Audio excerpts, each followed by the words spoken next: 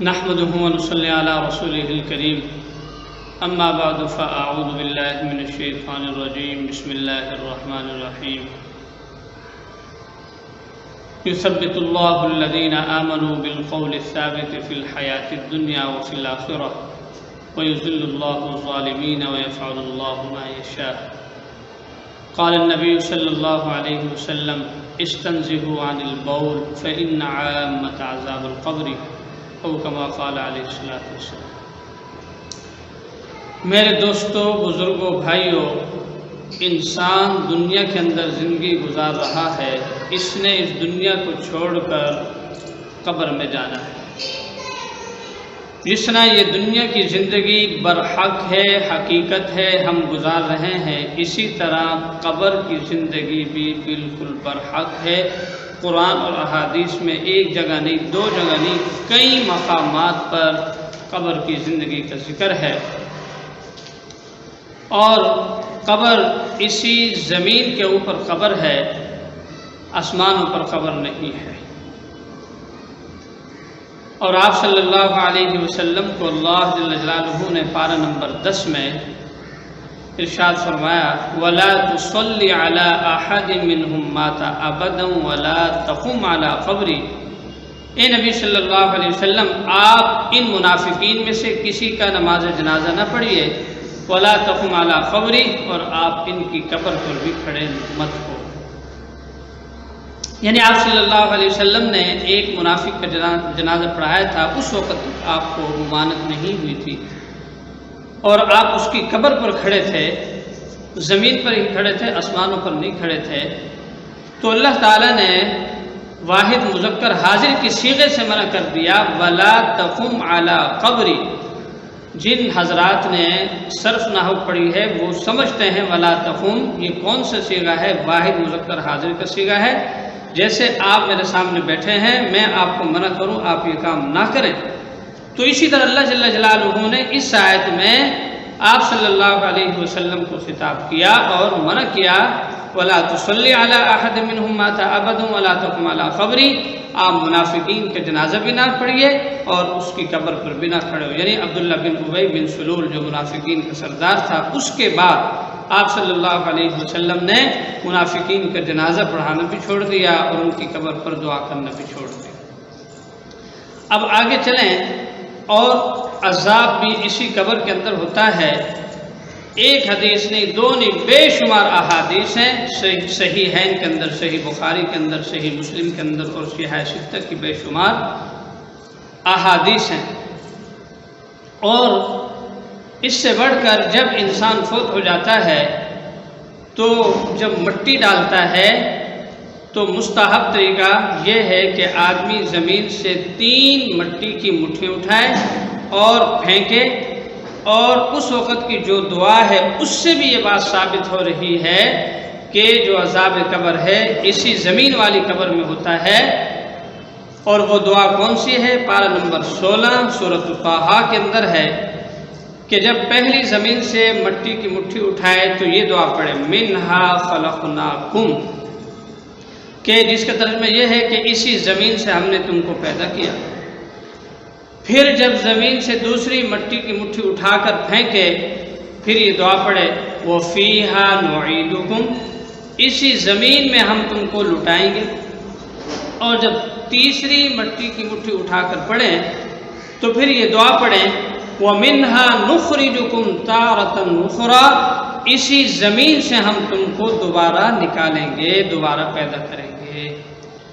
اب مفسرین نے بڑی عجیب بات لکھی ہے کہ جو آدمی 3 مرتبہ زمین سے مٹی کی مٹھی اٹھا کر پھینکتا ہے اس کو سبق یاد دلایا جا رہا ہے کہ اللہ تعالیٰ نے انسانوں کو اسی زمین سے پیدا کیا اور اسی زمین کے اندر دوبارہ تم نے جانا ہے، اور جب قیامت برپا ہوگی، حشر برپا ہوگی، اسی زمین سے تم دوبارہ اٹھائے جاؤ گے. تو ہر انسان کو یہ سبق یاد کروایا جاتا ہے. اور عذاب قبر بھی برحق ہے. تو اس آیت کے اندر اللہ جل جلالہ نے ارشاد فرمایا یثبت اللہ الذین آمنوا بالقول الثابت فی الحیات الدنیا وفی الآخرہ. کہ اللہ تبارک و تعالی ایمان والوں کو ثابت قدمی عطا فرماتا ہے دنیا کی زندگی میں بھی اور آخرت میں بھی۔ اس آیت کے تحت آپ دیکھ لیں، آپ صلی اللہ علیہ وسلم نے ارشاد فرمایا وفی الآخرت سے مراد قبر کی زندگی ہے، کہ جب میت کو قبر میں رکھا جاتا ہے اس سے سوال کیے جاتے ہیں تو اس وقت کی زندگی ہے، اور اس وقت جو سوال کیا جاتا ہے 3 سوالات کیے جاتے ہیں، من ربک، تیرا رب کون ہے، تیرا نبی کون ہے، اور تیرا دین کیا ہے۔ مشہور حدیث ہے صحیح بخاری کے اندر، صحیح مسلم کے اندر، کہ منکر نکیر آتے ہیں 2 فرشتے اور میت کو بٹھاتے ہیں، اس سے سوال کرتے ہیں۔ نیک آدمی جواب دیتا ہے، اور جو کافر اور منافق ہوتا ہے وہ کہتا ہے لا ادری، ہاں میں تو جانتا ہوں۔ تو بہرحال عذاب قبر سے بچنے کے لیے آج کا جو موضوع ہے وہ وظائف میں نے عرض کرنے ہیں۔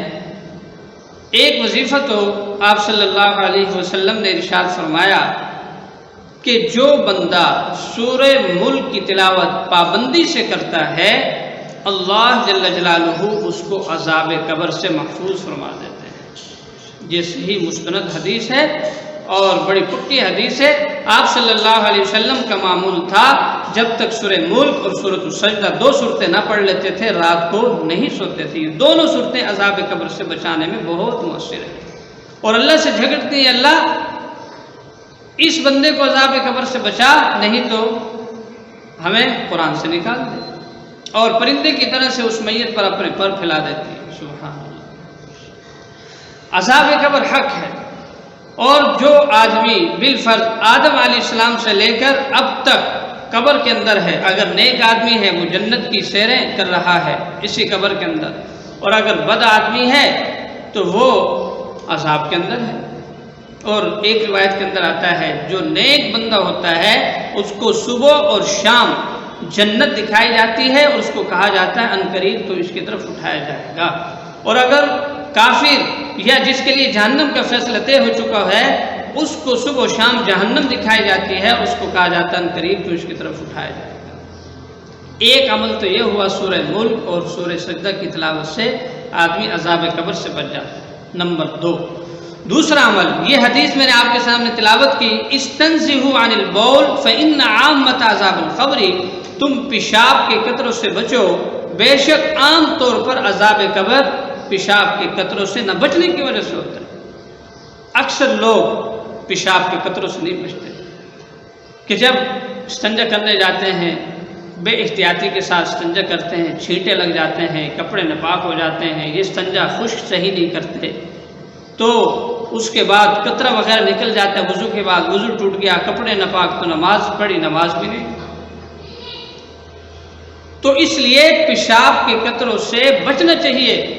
علماء نے بڑی عجیب بات لکھی ہے کہ نماز کی پہلی سیڑھی استنجا ہے، جو بندہ اس میں بے احتیاطی کرتا ہے تو آخرت کی منزلوں میں سے پہلی سیڑھی قبر ہے، تو جس نے نماز کی پہلی سیڑھی میں بے احتیاطی کی تو اس کو آخرت کی منزلوں میں سے پہلی منزل یعنی قبر کے اندر عذاب دیا جائے گا۔ تو جب استنجا صحیح سنت کے مطابق کیا، پیشاب خشک کیا تو اس کو عذاب نہیں ہوگا۔ مشہور حدیث ہے، آپ صلی اللہ علیہ وسلم سفر کر رہے تھے تو آپ کی سوار بت کی، تو آپ نے فرمایا ان 2 قبر والوں کو عذاب ہو رہا ہے، اور فرمایا کسی بڑے گناہ کی وجہ سے نہیں، ایک پیشاب کے قطروں سے نہیں بچتا تھا اور دوسرا چغل خوری کیا کرتا تھا۔ تو یعنی آپ نے بتا دیا کہ ایک کو عذاب قبر کس وجہ سے ہو رہا، پیشاب کے قطروں سے نہیں بچتا، دوسرا چغل خور تھا۔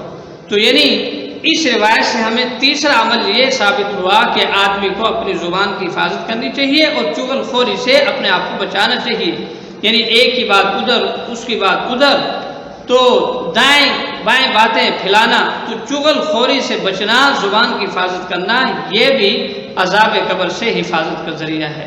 3 عمل ہو گئے۔ نمبر 4، چوتھا عمل، آپ صلی اللہ علیہ وسلم نے ارشاد فرمایا اللہ کے ذکر سے بڑھ کر کوئی عمل عذاب قبر کو بچانے والا نہیں۔ کیا مطلب؟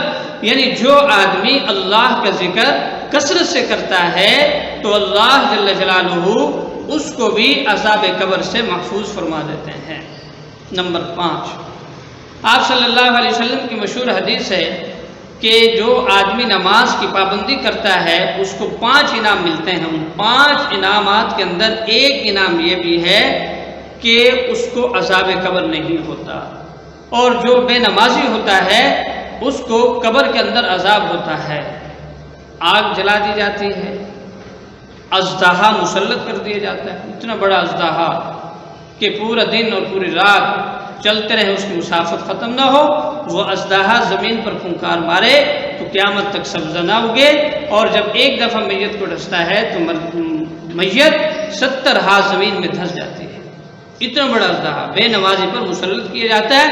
آپ صلی اللہ علیہ وسلم کی صحیح حدیث ہے، جو آدمی 5 وقت نماز پابندی سے پڑھتا ہے اللہ تعالیٰ اس کو عذاب قبر سے محفوظ فرما دیتے ہیں.